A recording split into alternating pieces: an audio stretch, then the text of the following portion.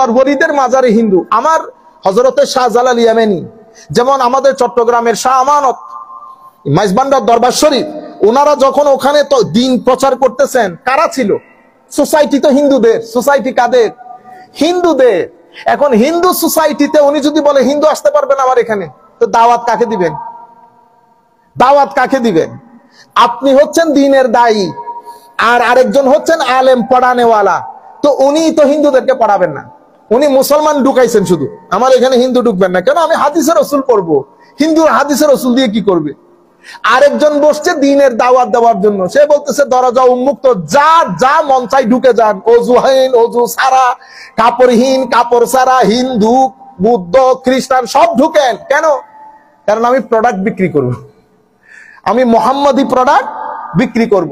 আমার এখানে ঢুকতে যাচ্ছে না। আমি বলতেছি ভাই এখানে ঢুকতে পারবেন না। কেন? আমার এখানে অজু গোসল করে ঢুকতে হবে, আমি হাদিস শরীফ পড়াচ্ছি।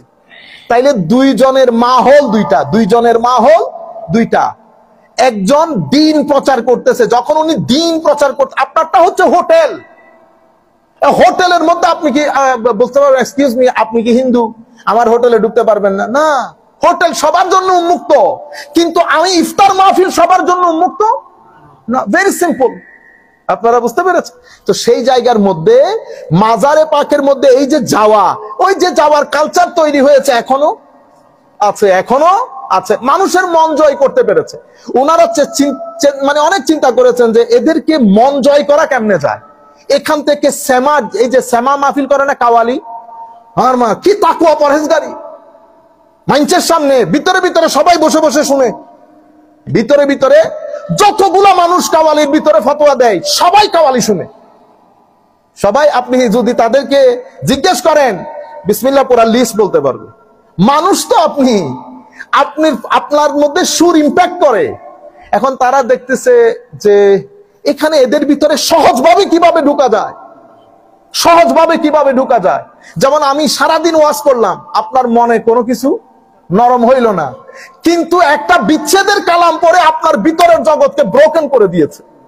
আপনি টেরও পান নাই, আপনার চোখ দিয়ে পানি পড়তেছে। আমি বেচারা 4 ঘন্টা ওয়াজ করছি, নিজেরও নাই চোখের পানি, মানুষেরও নাই চোখের পানি। আরেকজন কিছু করে নাই, আরেকজন কিছু করে নাই, কি একটা বলছে সেও কান্দে, মানুষও কান্দে। কি রে? আপনারা বুঝতে পারতেছেন? সেই কারণে হযরতে দাউদ আলাইহিস ইসলামকে আল্লাহ মুজিজাই দান করেছেন সুর। মুজিজা কি? সুর। কেন? সুর ইম্প্যাক্ট করে অনেক বেশি। এই কারণে আমার আল্লাহ মানুষের ভিতরে, আপনারা দেখেন আমরা যখন আমাদের আমাদের কামরানো যখন কেরাত করতেছে, ভিতরে লাগে না ভালো? ওই জায়গার মধ্যে যদি একজনে আমার মতো করে এই ড্রাই আকারে পড়ে ফেলতো, ভালো লাগতো? ভালো লাগতো না। আপনারা যখন মদিনা শরীফের মধ্যে, মক্কা শরীফের মধ্যে নামাজ পড়েন, শেখ সুদাইস যখন নামাজ পড়ে, আপনি কি আয়াতগুলা বুঝতে পারতেছেন? পারতেছেন না তো, কিন্তু অজর দ্বারায় পানি পড়তেছে।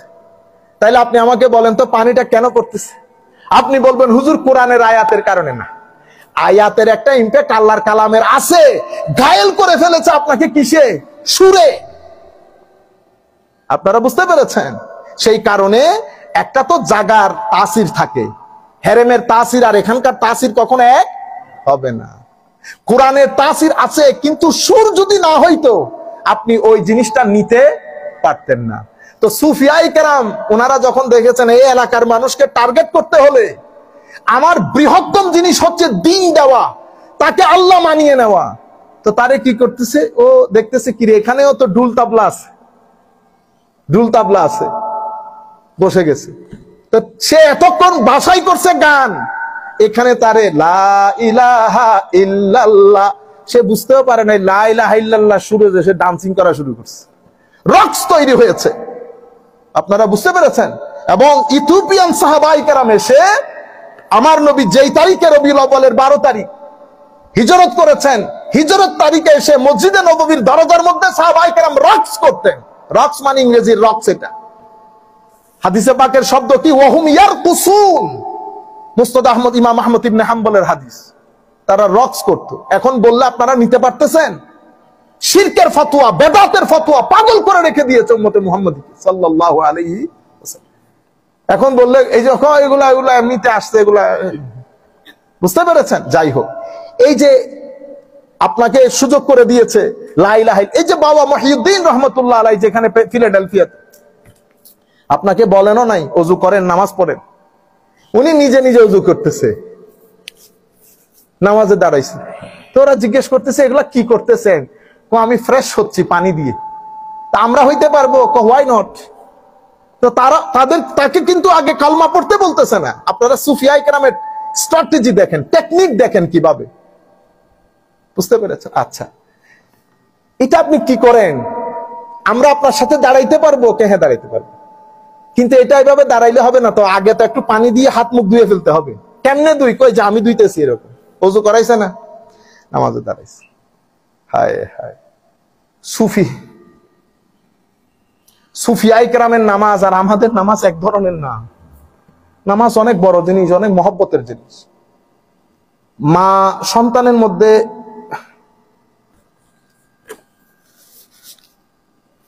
অনেক মা শুয়ে পড়লে সন্তান মার বুকে ঢুকে যায় না, কি মহব্বত। হ্যাঁ, মাও বড় বড় ছেলেদেরকে আমরা যখন দেখি, আমাদের বড় বড় খালাতো ভাই চাচতো ভাইকেও দেখছি, মারে জড়াই ধরছে, মা ছাইরা দে তুই বড় হয়ে গেছিস না, ধরে না। ঠিক সেই রকম আপনি যখন আল্লাহকে মহব্বত করতে চাইবেন, আল্লাহ এরকম মহব্বত করে আপনাকে। সুফিয়া ইকরাম যখন নামাজের মধ্যে দাঁড়ান, ওইটা নামাজ। আমাদের নামাজ তো শুরু শেষ কখন জানিও না। আমরা তো শুরুর সময় মহব্বত আসে না, আমরা শেষ কিভাবে করব সেটা চিন্তার মধ্যে। অর্থাৎ নামাজ মনে হয় যেন বোঝ হয়ে গেছে আমাদের উপর। সুফিয়া ইকরামের নামাজ সেরকম না। এদের নামাজ মানুষকে ইম্প্যাক্ট করে। দাঁড়াইছে তো দাঁড়াইছে কিয়ামের মধ্যে, কিয়াম তো কিয়ামই, এরপরে রুকু সুজুদ। তারা নামাজ সালাম ফিরাই বলতেছে এটা তো একটা স্পিরিচুয়াল আজীব শান্তি। এটা কেন পাইলেন? এটা কিরকম হইল? কবে এটা, এটার জন্য দুইটা শব্দ পড়তে হয়। কি?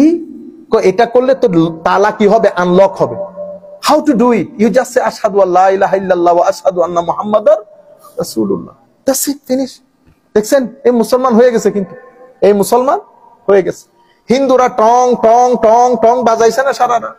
সুফির দরবারে সুফি চিন্তা করছে, এই টং টং আলারে কি করা যায়, কি করা যায়। পরে দফ আর হারমোনিয়াম দিয়ে বসাই দিছে, লা ইলাহা ইল্লাল্লাহ।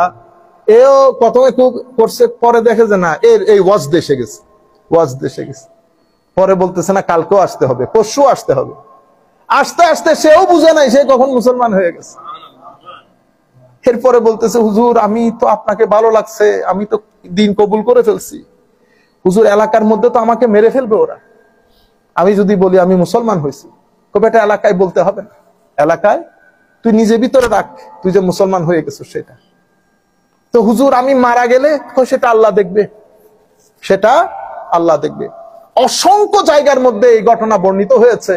এই সমস্ত সুফিয়া ইকরামের সাথে সম্পৃক্ত লোক যখন মারা যায়, আমার আল্লাহ গায়েবী ভাবে তাদের জানাজার ব্যবস্থা করে।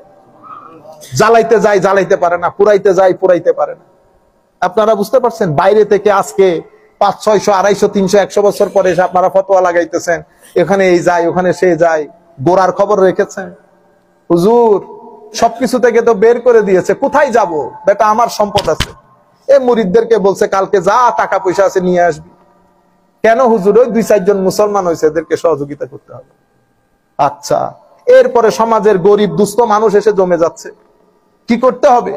এই সমাজের মধ্যে যারা একটু টাকা পয়সা দেন তো দে।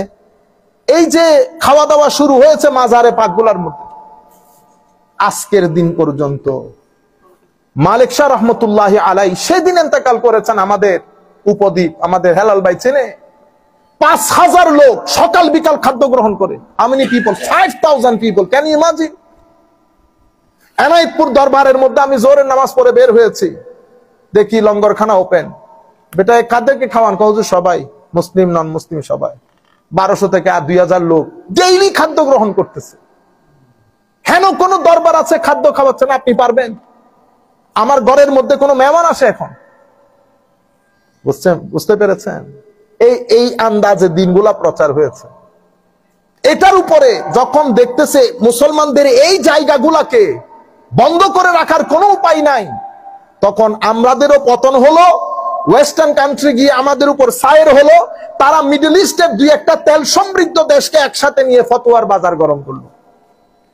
উদ্দেশ্য কি? উম্মতে মুসলিমার এই কাজটাকে বন্ধ করে দিতে, তরুণ প্রজন্মকে মাজার বিমুখ করতে।